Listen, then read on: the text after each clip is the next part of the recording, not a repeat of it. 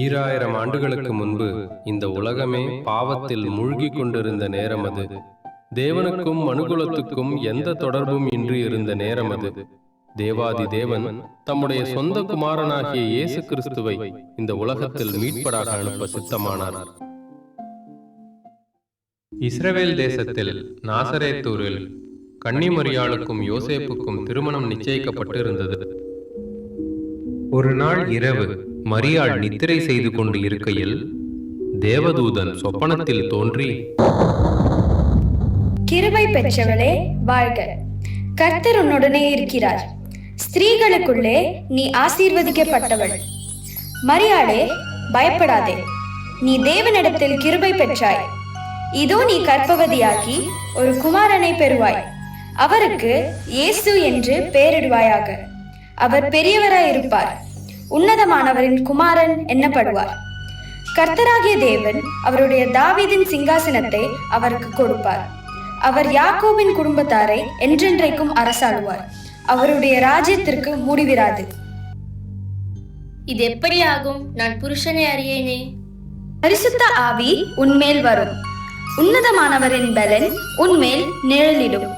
ஆதலால் உன்னிடத்தில் இருந்து பிறப்பது பரிசுத்தமுள்ளது, தேவனுடைய குமாரன் என்னப்படும். இதோ நான் ஆண்டவருக்கு அடிமை, உம்முடைய வார்த்தையின்படியே எனக்கு ஆக கடவுது. தனக்கு நியமிக்கப்பட்ட மரியாள் கர்ப்பவதியாக இருப்பதை யோசேப்பு அறிந்தான்.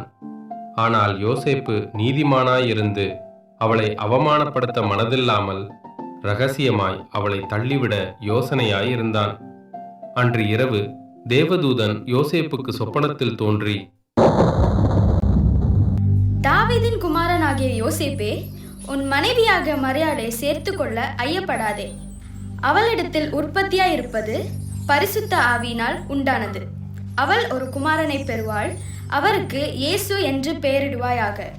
ஏனெனில் அவர் தமது ஜனங்களின் பாவங்களை நீக்கி அவர்களை ரட்சிப்பார்.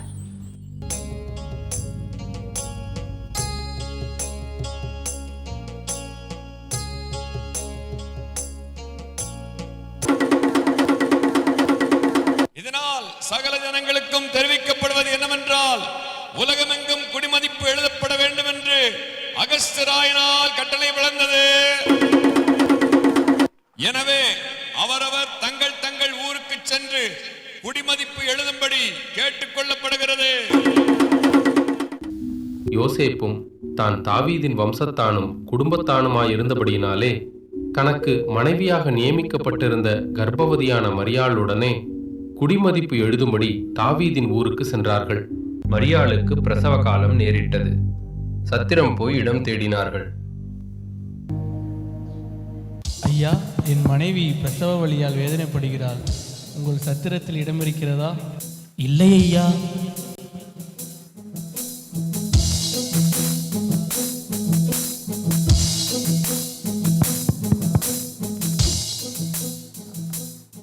ஐயா, என் மனைவிக்கு பிரசவ காலம் நேரிட்டது.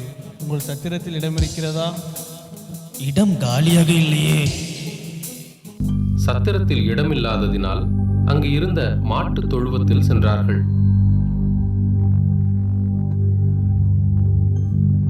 அவள் தன் முதல் பேரான குமாரனை பெற்றெடுத்தாள்.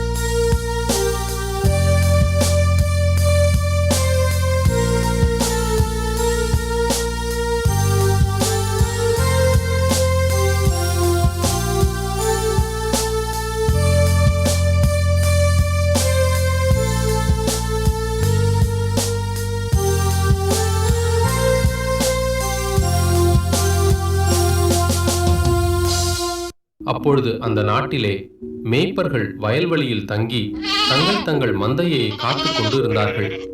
அவ்வழியிலே கர்த்தருடைய தூதன் அவர்கள் நோக்கி,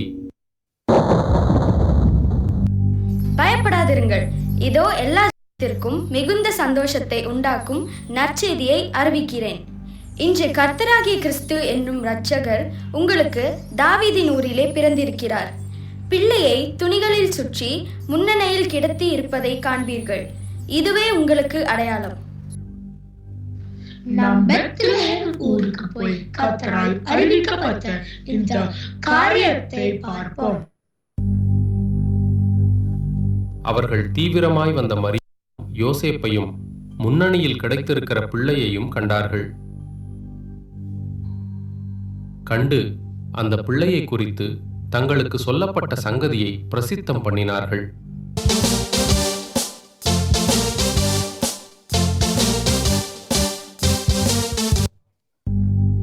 பெத்லகேமிலே இயேசு பிறந்தபோது கிழக்கிலே இருந்து சாஸ்திரிகள் அக்குழந்தையை குறித்து விசாரிக்க எருசலேமிலே உள்ள ஏரோது ராஜாவின் அரண்மனைக்கு வருகிறார்கள்.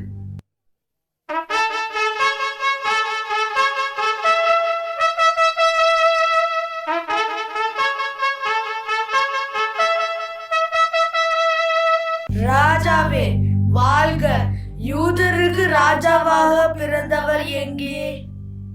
கிள்ளே அவருடைய நட்சத்திரத்தை கண்டு பணிந்து கொள்ளும்படி வந்தோம். என்னது? யூதருக்கு ராஜாவா? பிரதான ஆசாரியரே, வேதபாரகரே, எல்லோரும் இங்கு வாருங்கள், நான் விசாரிக்கிறேன். கிறிஸ்துவானவர் எங்கு பிறப்பார் என்று எழுதி இருக்கிறதை பார்த்து சொல்லுங்கள் எனக்கு. யூதாயா தேசத்திலுள்ள பெத்லகேமில் பிறப்பார் என்று எழுதியிருக்கிறது மன்னா. அப்படியானால் நீங்கள் அதை போய் விசாரியுங்கள். நீங்கள் அதை கண்ட பின்பு நான் வந்து அதை பணிந்து கொள்ளும்படி எனக்கு அறிவியுங்கள். நல்லது, போய் வாருங்கள்.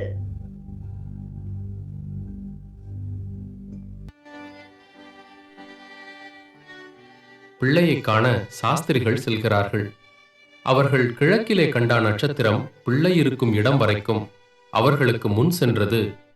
அவர்கள் பிள்ளையையும் அதன் தாயாராகிய மரியாளையும் கண்டு சாஸ்தாங்கமாய் பணிந்து கொண்டு தங்கள் பொக்கிஷங்களை திறந்து பொன்னையும் தூபவர்க்கத்தையும் வெள்ளை பூலத்தையும் காணிக்கையாக வைத்தார்கள்.